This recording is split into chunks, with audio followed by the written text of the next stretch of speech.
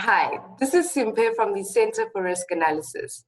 The South African economy remains entrenched in a technical recession, which raises concern around the prospects of a debt crisis.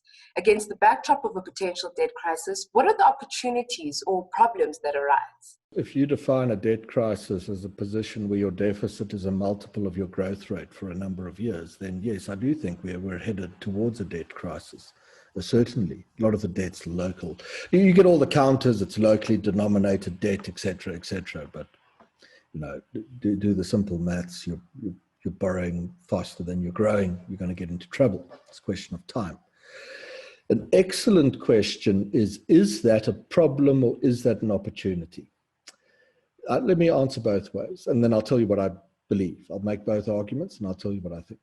The problem is that the deficit will see the government, the debt position will see the government turn to prescribed assets. It will essentially nationalize funds administered by the financial services sector. It will apply those to bailing out state-owned companies and the like, and thereby subsidizing the patronage network upon which the internal unity of the ANC now depends.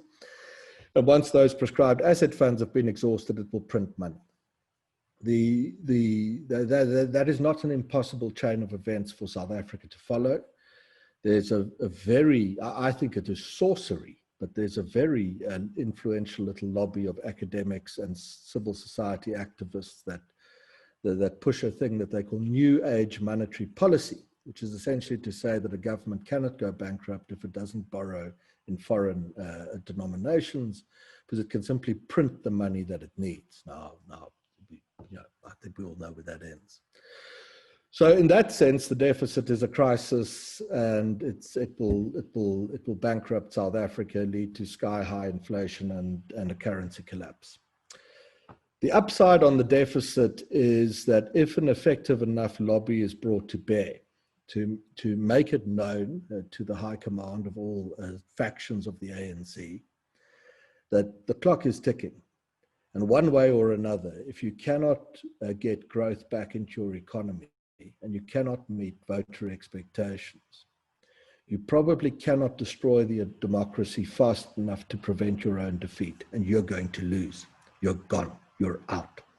Cadre deployment networks will collapse. Civil service wages in real terms won't be met. The welfare system will come under pressure, and you're going to get into a vast amount of political trouble. In that sense, the fiscal crisis is a great opportunity, because you can use it as an opportunity to ensure in practice an external management takeover of the ANC and its government, and strengthen the hand of reformers inside the ANC. I mean, Mr. Mboweni understands this very well, that if he wants his way on policy, then South Africa needs to borrow heavily, become dependent on that borrowing, and and he can use that leverage in order to compel his cabinet peers to go along with structural reforms.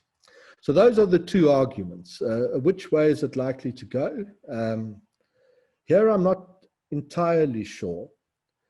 I think it will end in a stalemate. I think there will be an attempt made on prescribed assets, and I think there will be an attempt made on manufacturing money in one form or another. Where the consequences of that become apparent, I think the government will recoil in horror at the consequences. At the same time, there will be an attempt made to borrow with as limited conditions as possible, and to not meet those conditions as far as that is possible as well.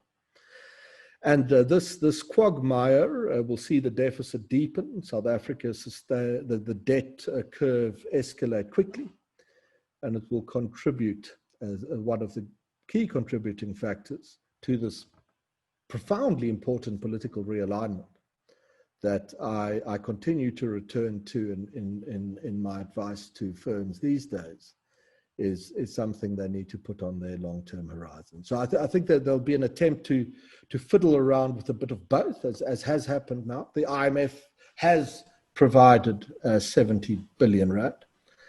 70 billion rand this year is 10% of the deficit. It's actually not, in deficit terms, a lot of money. Thank you for watching. If you enjoyed this video, please give it a like and subscribe to our channel. To gain access to our reports and exclusive client briefings, you can join our 1-month free trial. Go to the link in the description box below.